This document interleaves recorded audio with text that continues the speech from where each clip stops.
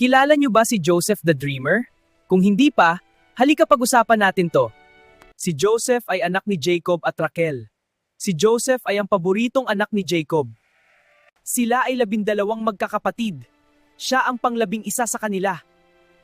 Dumating ang araw na ang mga kapatid nito ay nagalit at nagkaroon ng inggit sa kanya dahil siya ang paborito sa kanilang lahat. Dumagdag pa dito ang mga panaginip nito na ang bawat isa sa kanyang mga kapatid ay luluhod sa kanya, kaya nalubos ang kanilang galit. Dahil sa inggit at galit, ang mga kapatid nito ay nagplano ng hindi maganda sa kanya. Siya ay pinagplanuhang patayin. Ngunit dahil sa awa ng isa sa kanyang mga kapatid, siya ay hinulog na lamang sa balon. Nakalaunan siya ay binenta na lamang ng kanyang mga kapatid sa dumaang mga ngalakal. Para maitago ang kanilang ginawang kasalanan, pag-uwi namang ito ibinalita nila na si Joseph ay patay na. Si Joseph ay napadpad sa Ehipto, naging alipin, pinagbintangan at nakulong. Ganun kahirap ang pinagdaanan ni Joseph. Sa kabila ng pinagdaanan niya, siya ay nanatiling tapat at sumusunod sa Diyos. Si Joseph ay may kakayahang magpaliwanag ng mga panaginip. Isa na dito ay ang panaginip ng nakasama niya sa kulungan. Lumipas ang mga araw, nagkaroon ng matinding panaginip ang parao at walang sinuman ang nakapagpaliwanag nito.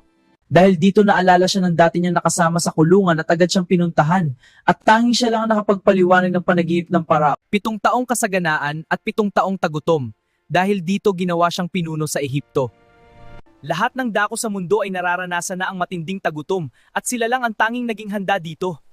At sa pagkakataong ito, dito na muling nagkita-kita ang mga magkakapatid at dito na natupad ang lahat ng kanyang panaginip. Makikita natin sa kwentong ito na ang bawat pangyayari sa mga buhay natin ay merong rason, pangit man o maganda ang naging sitwasyon. Kahit gaano man kapangit ang simula, ay merong magandang wakas na plano ang Diyos. Merong plano ang Diyos sa bawat yugto ng buhay natin. Hindi man madali ang pagdaanan natin pero kapag kasama natin ang Diyos, tiyak na magtatagumpay tayo. Kaya lagi nating piliing magtiwala at sumunod sa Kanya at hayaan nating siyang magmaneho ng mga buhay natin. Ako nga pala si Kobe. Hanggang dito na lang. See you sa susunod na episode. Diyos mabalos!